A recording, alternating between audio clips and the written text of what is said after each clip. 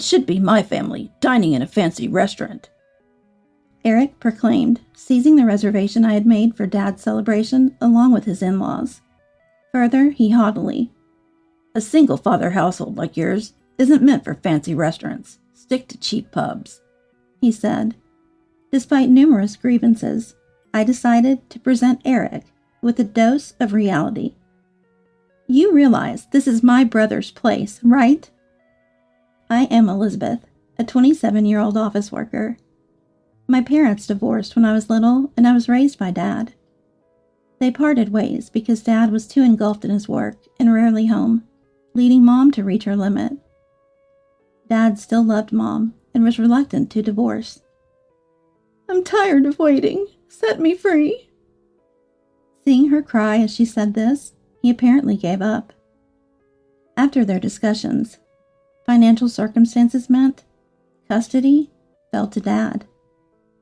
Dad would say, "It's not Mom's fault. The fault lies with me for relying too much on her and neglecting our home. I regret making you feel lonely." When I asked, "Why is Mom leaving?" he would respond with a melancholic sigh. Despite the divorce, Dad put me first and raised me with abundant love. He always tried to make it to my school events and never missed a birthday or Christmas gift. Though some might make insensitive remarks about our single-father household, Dad's love meant I never paid them any heed. Post-divorce, Mom and I met occasionally, but after her remarriage and a new child, our relationship turned awkward, leading to a sort of estrangement. After I started earning, Dad took an early retirement to enjoy a quieter life back home. He had tirelessly worked to support me, and I wished for him to now pursue his interests. Although I live alone, I frequently visited Dad. 2 years ago, I married Eric, a man introduced by a friend. Eric, a diligent and honest man, quickly won Dad's approval. His in-laws, too, were kind and accepted me immediately. However, the suggestion to move into Eric's family home brought me considerable distress. "Both my parents are getting older, and I worry about them. They're both retired and hardly go out or talk to anyone these days. Moving in together seems like a good opportunity. Please consider it," Eric pleaded earnestly. Of course, I wanted to respond to his desperate request. But moving into the in-laws' house would put a significant distance between me and my dad's place, making it hard to check on him as often as I used to. Dad is healthy, but if something were to happen, he might not be found in time. I was torn about what to do, but eventually, Dad gave me his advice. "I'm healthy enough to live on my own. I don't want to burden you, and you should take care of Eric's family." With that, "Call me if anything happens," I emphasized to Dad and reluctantly agreed to move in.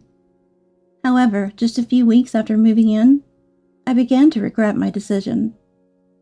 Eric and his parents, whom I thought were kind, drastically changed their behavior towards me. They started treating me like a servant, leaving all the household chores, cooking, laundry, and cleaning solely to me, while Eric and his parents did nothing. I asked Eric to help. "I'm tired from work. Housework is a wife's job, right?" he retorted. My protests that I too work fell on deaf ears. "That's different. You married me, so you should be devoted to me and my parents," Eric would dismissively say. Coming home tired from work, only to face an endless list of chores, was overwhelming. Not just the chores, but Eric's mother, Mary, relentlessly tormented me.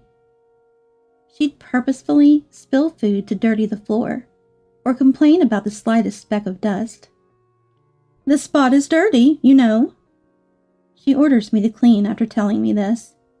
She leaves dirty clothes all over for me to pick up, and after I've washed and carefully folded them. "These folds will crease the clothes. Do it again." She kicks them apart. Moreover, Mary often made disparaging remarks about me being from a single-father household. "You can't even do housework properly because you weren't raised in a proper family. How pitiful." It's amazing you can hold a job.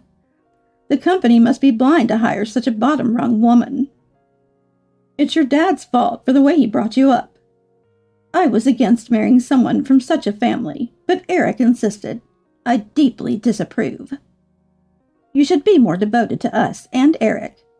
If we hadn't welcomed you as a wife, you'd be living a sad, lonely life with your dad." Hearing such insults about Dad, I had to suppress the urge to hit Mary. And the worst part was that John, my father-in-law, and Eric did nothing to intervene while they witnessed Mary's treatment of me.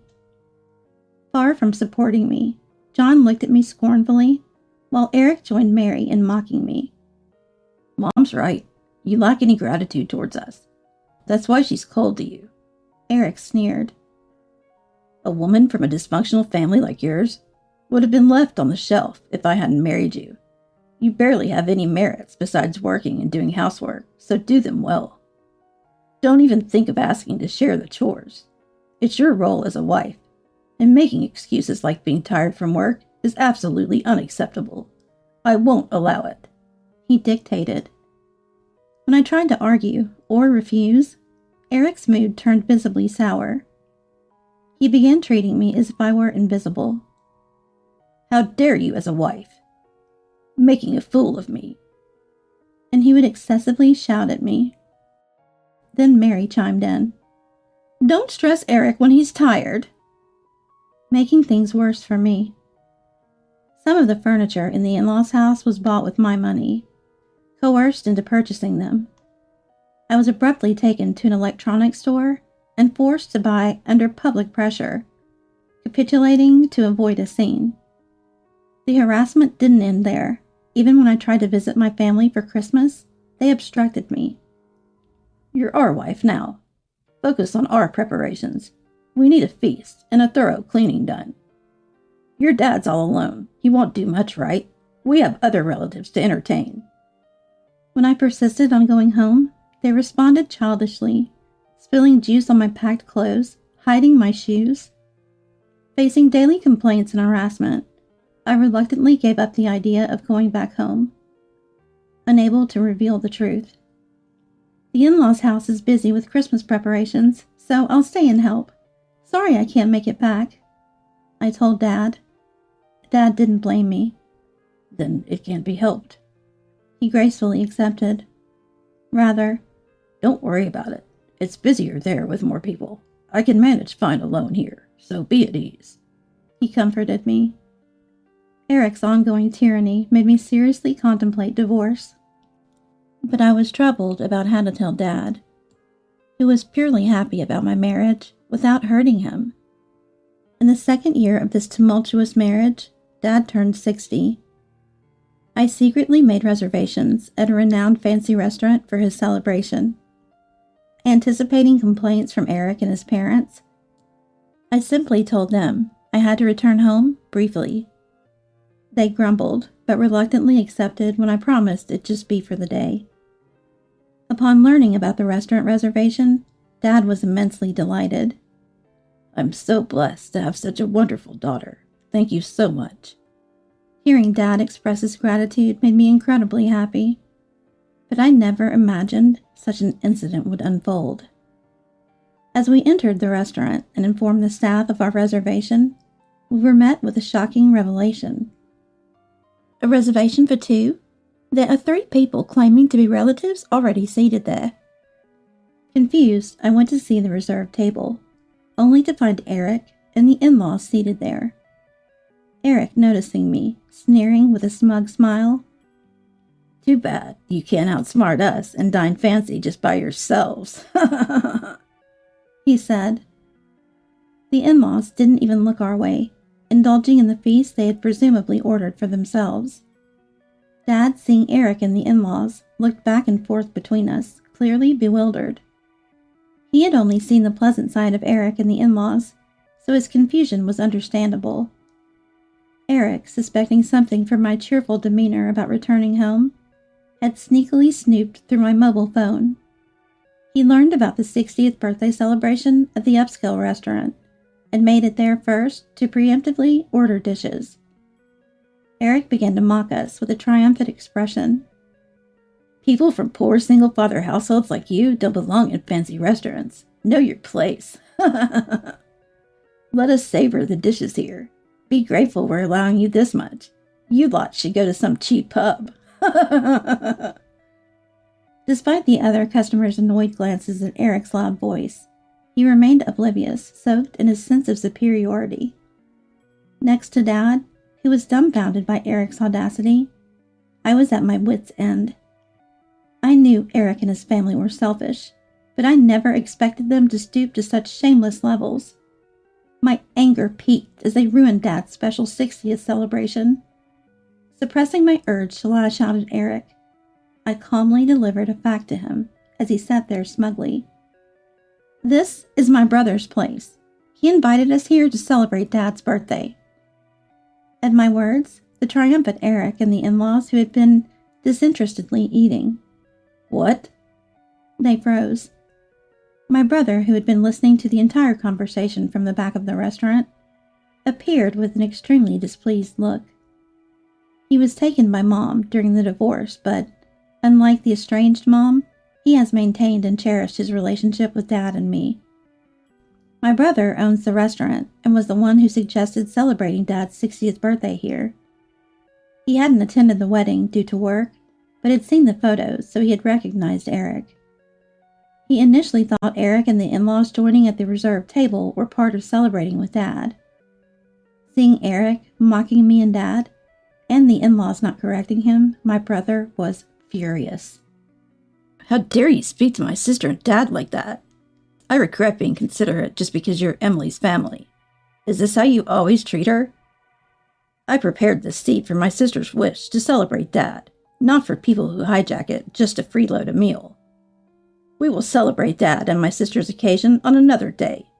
You'll be paying for what you ate. Eric and his party started making excuses. No, that's not it.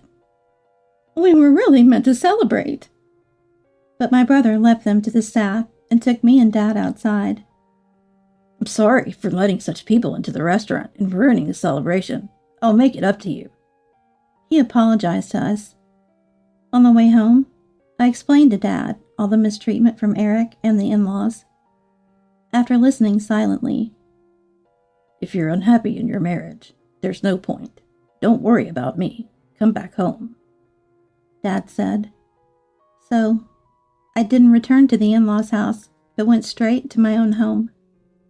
Shortly after, my brother called to inform me about Eric and the in-laws. They had caused a scene over the bill, but reluctantly paid when threatened with police involvement. Minutes later, Eric called. Where are you? You've embarrassed us. Send the money we paid, he yelled. Then, I won't pay a penny. I'm done with you and will be divorcing. I've gathered evidence of the bullying, so be prepared, I firmly replied. I had been collecting evidence of the harassment from Eric and the in-laws, which they never suspected. According to a lawyer I consulted, the forced purchases and other financial exploitations were enough to prove psychological abuse. Realizing I was serious about divorce, Eric panicked. No one but me would marry a woman from a single-father household. Do you want to upset Dad? And he threatened me. I scoffed. Dad said my happiness matters most. I'd rather be with him than care for the likes of you, I replied. Still, Eric warned. You'll regret this. Think it over. But I hung up and proceeded with the divorce preparations. Eventually, Eric and I divorced. He was reluctant due to societal image, but finally gave in as we neared court. I secured substantial evidence of psychological abuse, which ensured I received a fair settlement in the divorce. Additionally, during the property distribution, I took the furniture I had purchased for the in-laws' house, having the legal right as the buyer.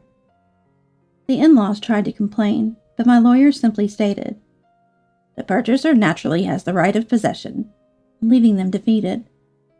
A few months after returning to my parents' home, Eric reached out wanting to reconcile. Apparently, on the day that triggered our divorce at the restaurant, Eric's boss and colleagues were there for a work celebration. They heard everything he said to me and Dad.